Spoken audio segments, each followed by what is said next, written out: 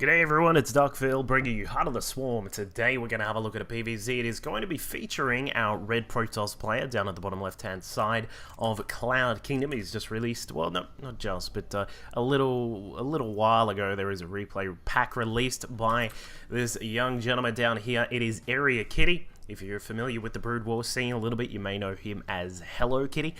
He's been around for quite a while and has really been displaying some skill as of late. Of course, he's in a team Pulse Esports and has been doing a nice job on their A team. His opponent going to be up at the top right-hand side is our Blue Zerg player, our Korean player TerrorPrime. Of course, one of the younger players on the Prime team and has been showing some really interesting stuff in the Heart of the Swarm beta from some of the replays that I've seen of him, particularly favoring Swarm hosts. Of course, a unit that is one of the newer units in the beta, of course, that has really shown some interesting potential. I think in some of the matchups, like in, I don't think I've ever seen it in ZvZ, but I have seen it in ZvP and ZvT, although ZvT not to such a great effect. Of course, it's a particular unit that does get kind of well countered by the fact that Terran have the options of using a scan to find the Swarm hosts when they're burrowed, and of course Bio and even Mech Play can handle them at a relatively easy sort of pace when they do move out to deal with those kinds of units. Of course, ZvP it is a little bit different because you can do some certain plays. If you've been watching TLO stream, you may see him do this quite a lot, where you go for a 2-base Swarm host Nidus play,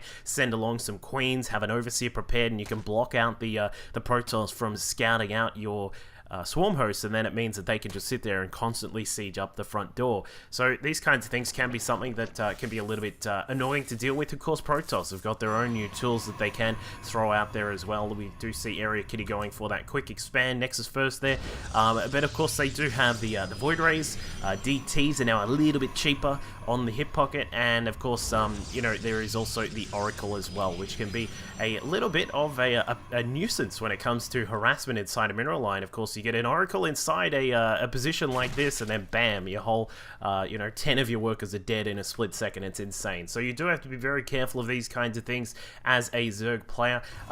As we said, we do see AreaKitty going for the quick expand. His opponent did get a spawning pool first, just to make sure he has a couple of lings out. As we can see, they're just popping out now, and also he'll have the ability to get a queen out as well. So all these things proceeding very standard here from both of these players. Nothing too crazy from either of them just yet. Of course, AreaKitty, in some of the replays in this replay pack, I've been able to see him throw out the odd cheese. He's not afraid to throw, you know, just the odd the DT play, maybe a proxy Stargate, proxy gateways even, just to you know, throw his opponents off when he does come up to certain people. So, you know, we'll keep an eye on what exactly he's going for. So far, things look relatively standard. His gases are, the second gas was a tiny bit later than the first one. I was a little bit surprised to see that, but, you know, we'll see him probably get the tech rolling. Normally, you can really judge what a Protoss is going to do by when the Forge gets started with the upgrades. Is it going to be you know, investing that gas in the Forge as quickly as possible, or is it going to be going up to a Stargate tech quickly after? So we'll keep an eye on that. In fact, it does get started with the +1 on the weapons there, so that's going to get started as quickly as possible. Of course, his Cybernetics core is just rolling along now, is about to get done, and you can be sure that once that pops up, he's going to get started on the Warp Gate tech. Meanwhile, for TerrorPrime, he's going to come across and get his 3rd base here. We've got a Queen slowly wandering away across. Was there like a little bit of creep there that she was just running across? That was really interesting. I don't think I've ever seen that before. But he does have, of course, the Queen down there at the natural. We're going to have another one here inside the main, just to make sure that he is augmenting his production with as much larvae as he can. Does look like we are going to get some very early pressure from AreaKitty. He's invested in that Forge very quickly, getting the +1 weapons out. We've got Chrono Boost going down on the Cybernetics core, and it's not often that you see players put so much Chrono Boost into a Cyber Core unless they're going to try and get some early pressure on, perhaps with some gates. So we'll probably see a couple of gateways go up. In fact, there you go, right there, just across to the side. He's going to throw down 3 gates, and he'll probably go across. In fact, there is a pro prepared to throw down a proxy pylon. There is already a Zealot across the map as well. So he is going to go for that early pressure with a 4-gate play. Of course, it's not necessarily a kill move. It does catch out Zergs who go for very heavy sort of investment in their economy straight up. And as we can see, TerrorPrime not really scouting out what's going on just yet. This Overlord is not even going to be able to find out, unfortunately, blasting apart like a balloon that's been stomped on, and he won't really see too much. So we won't really know what TerrorPrime is going to do about this. It looks like he does have quite a few lings now popping out. The Roachborn is also on the way, so he's going to get that coming out in just a moment here, but he is still a little bit in the dark. He doesn't know exactly what his opponent is up to. Does have a few lings just poking around the map trying to find out if there are any proxy pylons or anything like that. Went to have a quick look at the Zelnaga watchtower, would have seen that the mothership is on the way, so he's going to need to prepare for this possible for this gateway attack that is coming along. And in fact, it's going to get started right now. We've just got 5 Zealots now about to jump inside the natural base there. The lings now coming across, trying to deal with them as best as possible, but of course Zealots, and especially Zealots with +1, are going to have a very fun time dealing with those Zerglings. So we'll probably see maybe a couple of worker kills here from AreaKitty, but not necessarily a large amount of damage done, because the roaches have now just popped down. We can see that they're going to come in here and clean up all of those Zealots pretty quickly. Just a few worker kills here, 5 in total for AreaKitty, so not a huge amount of damage done, but you know, just a little bit of pressure. What it has done, it has forced out all of these roaches, which Terra may not have necessarily wanted to make, and you know, it's going to just put that little bit of worry in him. Where is that pylon? Is it somewhere down here? He's going to check up through all this side portion here, and he is going to find it straight away now that the ling speed has completed. So this has given AreaKitty time to get that third base established. As we can see, we've got quite a few sentries out, 6 in total. They've got quite a lot of force fields here, and he is going to need these gateways, sorry, the cannons, to get up as quickly as possible so he can defend against this. Looks like Terra's going to have a quick look here. Doesn't see the gateway units that are at the back there, but will be forced back at least for the moment, with the mothership core coming along. A couple of force fields missing the mark there, unfortunately, for AreaKitty, but not to worry. He's still got his economy pumping away quite nicely, up to 53 workers right now. For TerrorPrime, though, of course, he's now up to 72 workers, looking very good there in his economy. Going to get his tech started now. As we can see, the 2 Evo chambers just popping up. He's probably going to get started on the I would assume the missile weapons there, because he's investing quite a lot in these overlords, and while he does need to make sure that he's not too far down in his tech, of course, he will need to worry about whether he's going to be able to get some roaches out, and I think he's going to go for it. Looks like we will actually see some swarm hosts. I'm just going to assume from the fact that I've only seen this guy really invest in swarm hosts that it will be a swarm host based play, but the Phoenix of the fake Phoenix of AreaKitty just scouting through, they did see the infestation pit, so he is going to be aware that that is on the way. Now this is the part where as a Protoss player, you have to be very careful with how you react to this. So there will be the Enduring Locust, as it's called. I had to think about that for a second because I couldn't remember what it was called.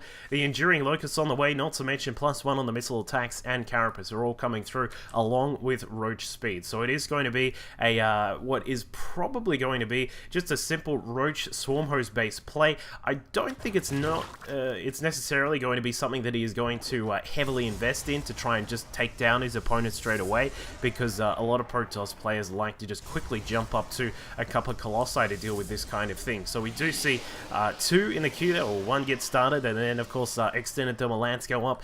A lot of people have been reacting to this lately, this swarm host play, by getting double robo. Of course, one robo bringing out 1 Colossus at a time.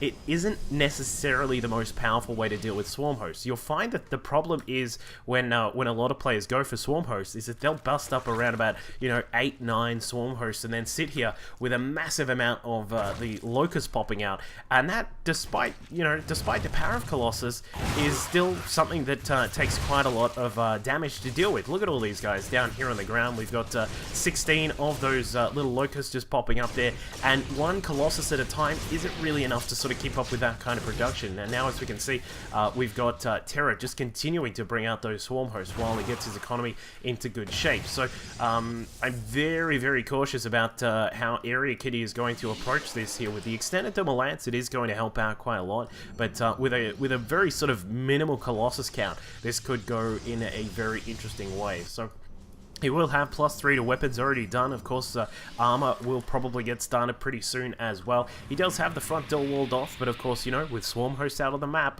a door like that is not going to last too long. So we'll, it's sort of I don't know really how to sort of explain how this works. Of course, if you've seen some of the replays of people doing these swarm host-based busts, you'll understand how it works when we get to it. But you know, you sort of just sit the swarm hosts out to the side. They sort of just send their locusts in, and it just gets very hard to push through. It's like trying to walk out through the beach.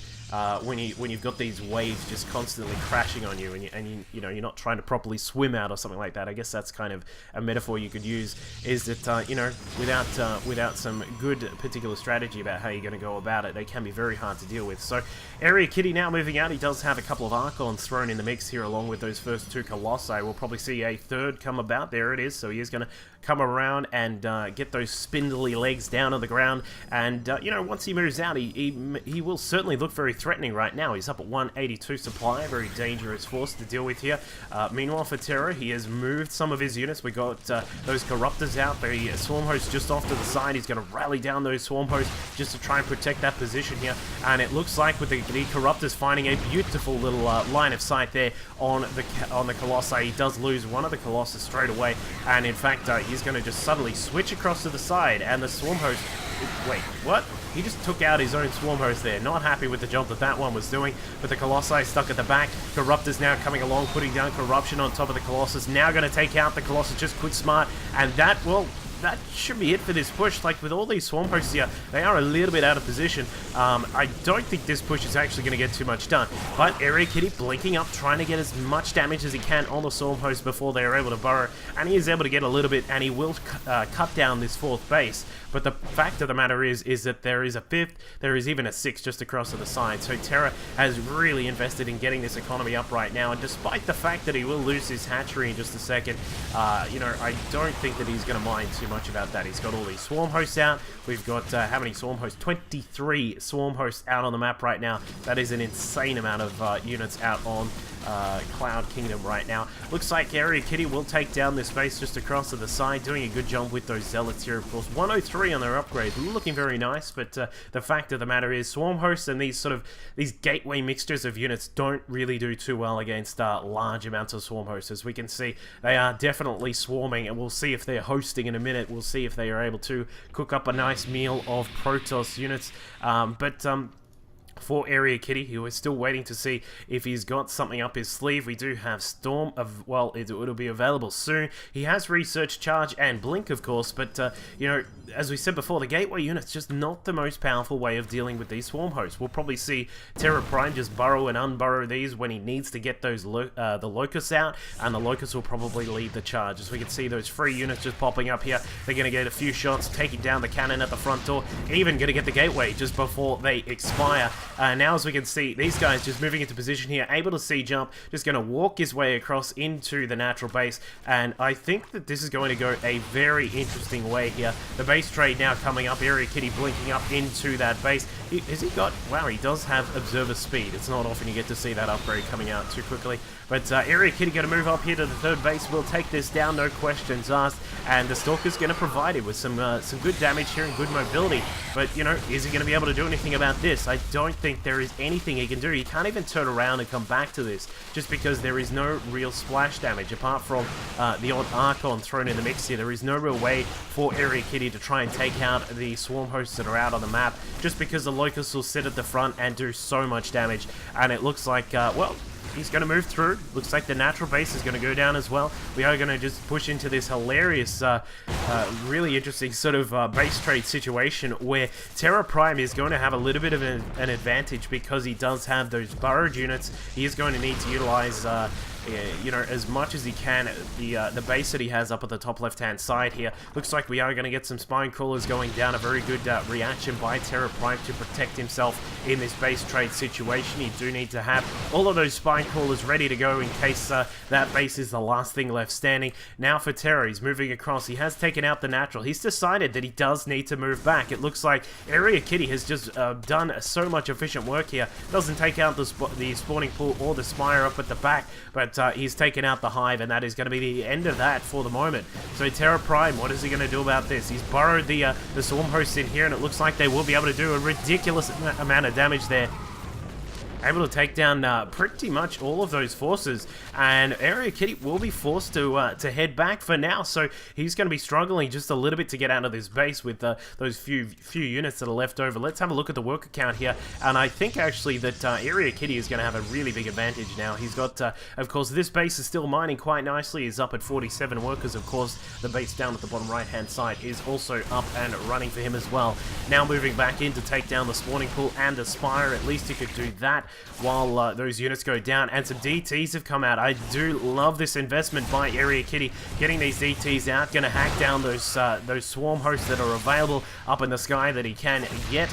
And is there any? Yeah, there is detection. There is an overseer that's going to come about, but you know, if he can just move across with the DTs and maybe get up towards that base up in the top left-hand side, he doesn't know that it's there, but he will certainly know that it is around very soon because his opponent is still in the game, and he's virtually checked every single base that is normally available, except this one, but it's highly unlikely there's going to be a base there. Looks like AreaKitty's still going to have a little bit of trouble dealing with the swarm host. A Locust now coming across. It looks like they're just going to go to work on the gateways. Of course, the cannons at the front there, the reburrow there as well. Just this is a tactic which I think people really need to take a look at and really employ in their own kind of play when you're using swarm hosts.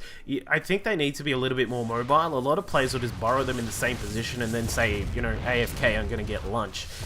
So you sort of see them just sit there and then they get caught out somehow. But burrowing them and then re-burrowing them later on to get their to get the Locust out is a really good way to utilize those units, I think. But AreaKitty with this DT investment, fantastically done by him. It's not actually too much. It's only 7 DTs, but he is able to tear apart this base, and that is going to be it for TerrorPrime. There is no way for him to save the day here. Even an Archon and a few remaining gateway units are able to come across and finish off the rest of this base, and that is going to be it. No way for TerrorPrime to save this game now. He has no money. He has no way to re-establish himself in the game, and despite still quite a few swarm hosts out of the map, we've still got around about 15 of them out and about. He's not going to be able to save this, and with the base being revealed now, he's going to try and stay in the game. He has invested in the last extractor, that last remaining building that he has. Is it going to be able to give him some sort of semblance of victory here? But I don't think so. Despite the fact that the swarm host could probably sit out to the side, the fact of the matter remains that there is still economy pumping here for AreaKitty, so he is going to have an advantage in that. In you know, just a simple fact that he can sit back, he can make some units. He's even making a base here up at what is normally the 5th base of our blue Zerg player, and it looks like, well, swarm host, they're going to hug this extractor.